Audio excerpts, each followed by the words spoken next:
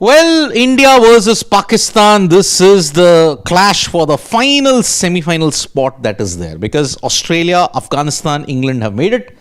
Who amongst India or Pakistan can make it? That we'll be seeing, because India have notched up 252 on the back of Vedant Trivedi's 68.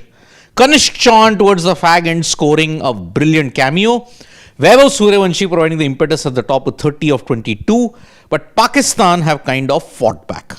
Yeah, because they got some good wickets towards the latter part, and India's middle and lower middle order perhaps guilty of not making the most of some opportunities. I'm not saying this was by no stretch of the imagination an ideal kind of a, some of those serene batting wickets we get. But I do think that considering the start you had gotten, you could have been posing more runs. Because again, you remember that for Pakistan, the pressure is not in the run chase, but the pressure is in the run chase, in the number of overs that they can get. The equations, lest we forget, we were reading that if they were chasing about 251, then they need to get there in about 33.2 overs. Well, they're chasing 253. So let's assume they'll have to get there in 34 overs. Yeah, tops. But still, 34 overs, 253, it is a pressure kind of a situation on a pitch which is not exactly conducive to stroke making. It is kind of a start-stop, slightly stodgy kind of a pitch. It won't be easy, and in fact, see how cruel the game can be sometimes. It could be a case that whichever team loses today, assuming Pakistan can beat India in that stipulated amount of time, one of them gets knocked out.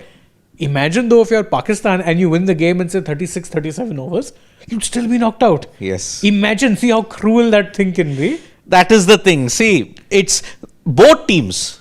If India loses in that stipulated target that Pakistan chased it down in, first loss, you're out. Exactly. Pakistan, of course, if they lose, they are out. But if you still win, but not within that stipulated period, you're out despite not losing a single game. You are out whilst being undefeated. That's how close the margins will be. Seriously. But let's just quickly take a look at the scorecard and, go over how it is that this team went. See, again, a lot of people talk about you having power over there. And sadly, the two most noteworthy players in your side, Vaibhav Suryavanshi and Ayush Matre, ended up having an off day. Yeah. Suryavanshi got a good start, but couldn't convert that start 30 of 22 into a bigger score, which is, I think, one thing where we are finding him out a little bit in ODI cricket, is that if he gets, or in one-day cricket, if he gets a start, if he doesn't get out, but he's not quite able to pace an innings yet. Yeah. And as for Ayush Matre, I don't know what has happened to his form. It's absolutely fallen off a cliff. He had that one game where I think New Zealand. 60 odd.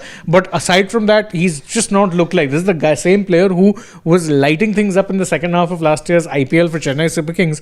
Now looking like a shadow of that player. Yeah, that's the unfortunate thing, because Vaibhav Suryavanshi, see, there is also the short ball weakness. You direct it at his body. If He's it not rears able to, up, he kind of gets into a tangle. Kind of. But then he can also make room and carve it over the backward point. But then today also he tried something. He got a leading edge and deep square leg. When you look at it, he just about evaded him there. So, yeah, I mean, it was a very stodgy kind of an innings when you look at it from the Indian camp. I mean, Vedant Trivedi at this point. Okay, so we have the qualification.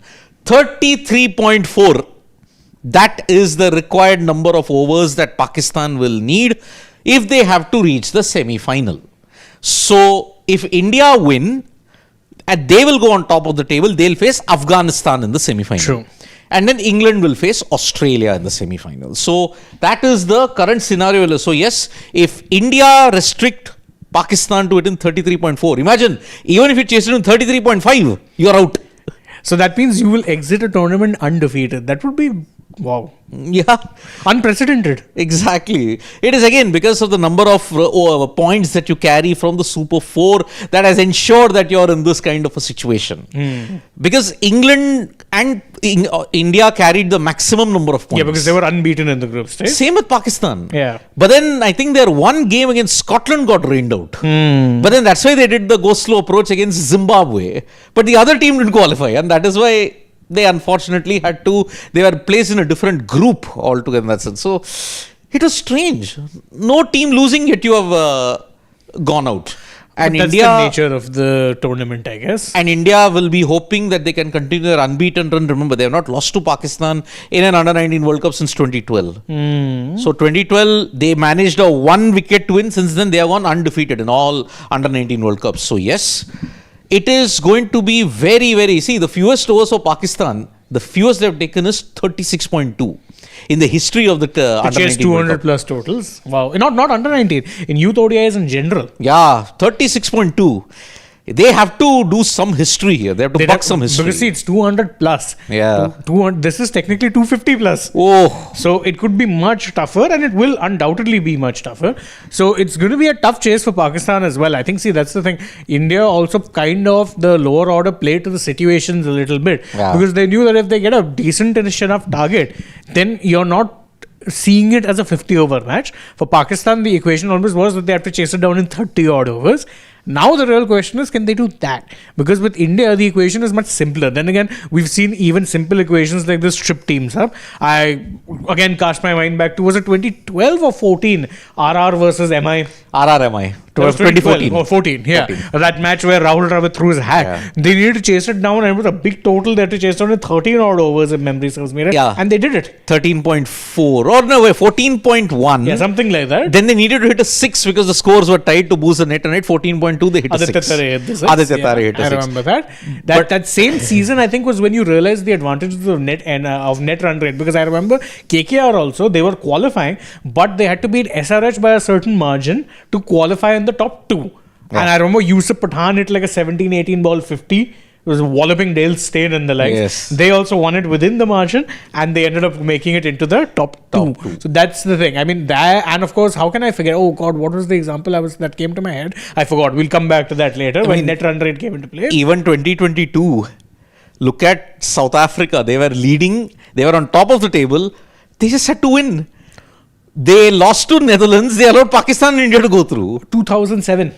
South Africa versus India. 126 they needed to knock New Zealand out. Yeah, and they couldn't get there. And 116. Yeah, and they lost the game. Insult to injury. They didn't even have to win. They had to just get to 126. And they lost. And what was it? First loss, they were out of the tournament. No. They didn't lose a single game until that point. I remember. Yeah. So this is a major problem that we have when it comes to this format. This format is very complicated. I mean, top 3 in each group qualify for the Super 6, but then A and D is paired, B and C is paired, and then the number of points that you carry forward, that is the nature of the Or either way. what you can do, make it simple. For the Super 6, no points carried over and everyone plays each other. Yeah, but I think that format was even more... It was turgid. Yeah, for sure. That's the but then maybe don't have a Super 6, maybe have like a quarter-final type of situation. Yeah, that would be better. If this is the kind of a situation... You have 4 groups, right? Yeah, 4 groups. So let every top two from each, that's 8, you've got a quarter-final. Yeah. Simpler. Way simpler. I don't understand the need for the Super 6, and it's such a weird Super 6 because you're only playing 2 matches. Yeah.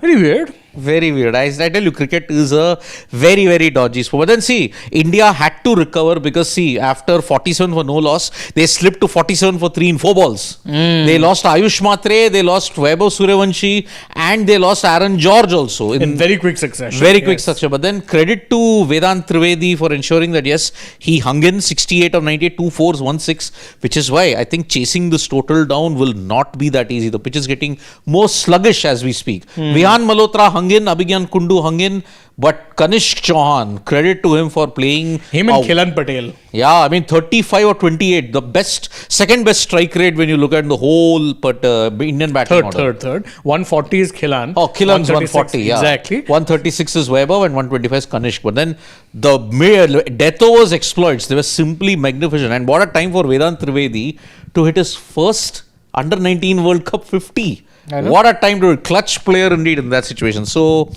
equation for Pakistan simple, 253 needed in 33.4 overs, which means 202 balls. 253 on this wicket. God help them. It is tough.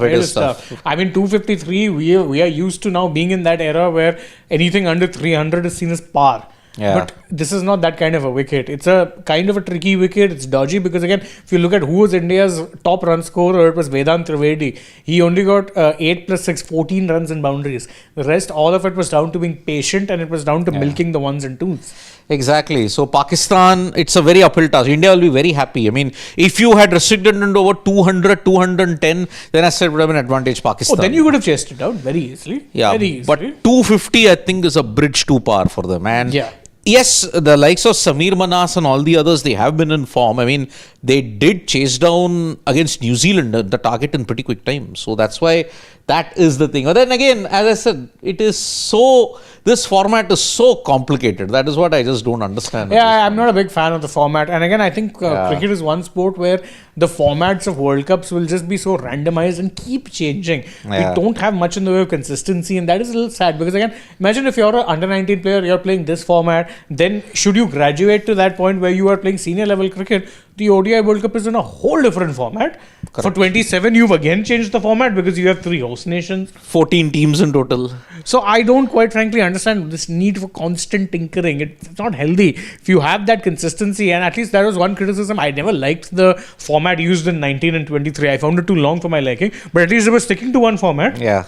It went back to 92. And that Play is all why- teams? Play all teams. By the way, Carlos Alcaraz has 2 championship points. Okay. 6-5. And it's Djokovic serve and Alcaraz is 40-15 ahead. 2 championship points. We could very well be in that sort of a situation. Let's quickly take some comments. Yeah, 1 or 2 comments, and then because we'll have to be back real quick for the Djokovic. Assuming it gets there, yes, we will have to be back for that because it will seem like, as we said, one bit of history was always going to be made today. One bit of history is coming close to being made. Through, yeah. So Brian Lara is saying, Oh, it's over. it's over. Alcaraz is one. Let's take 2 comments Yeah. and then let's see. Ajib is saying that no, PAK lost to England. Ajib Agra is saying Pak lost to England in the group stage.